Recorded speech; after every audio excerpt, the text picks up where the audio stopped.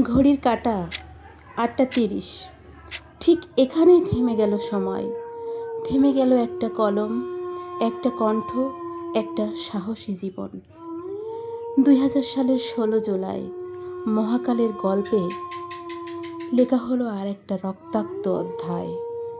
যশোরের দৈনিক জনকণ্ঠ অফিসে নিঃশব্দে নিভে গেল শামসুর রহমান কেবল নামের প্রদীপটা।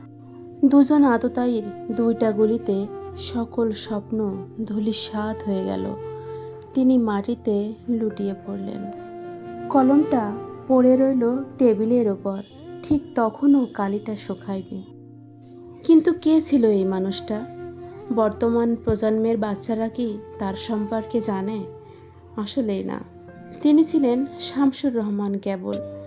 ১৯৫৭ সালের ৫ই মে যশোরের সারসার শালকোনা গ্রামে জন্ম তার। তিনি ছিলেন একটা সাধারণ ছেলে, যার বুকে ছিল অপরিসীম সাহস। রাজশাহী বিশ্ববিদ্যালয় থেকে তিনি মাস্টার্স করেন বাংলা সাহিত্যে।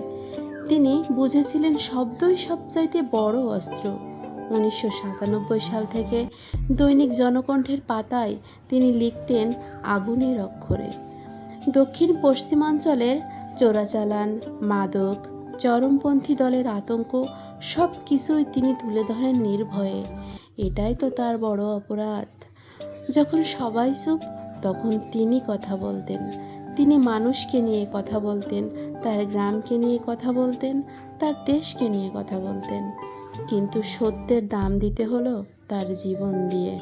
২৫টা বছর পার হয়ে গেলেও তার জন্য আমরা কিছুই করতে পারলাম না। আজকের এই দিনে তাকে গভীরভাবে আমরা শ্রদ্ধার সাথে স্মরণ করি এবং তার বিচারটা যেন সঠিকভাবে হয় সেই দোয়া এবং কামনা করি। আমার এই ধরনের ভিডিওগুলো যদি আপনাদের ভালো লেগে থাকে, আমাকে উৎসাহিত করার জন্য আমাকে কমেন্টে লিখতে পারেন। লাইক, কমেন্ট এবং শেয়ার দিয়ে পাশেই থাকবেন। ধন্যবাদ সবাইকে। আল্লাহ হাফেজ।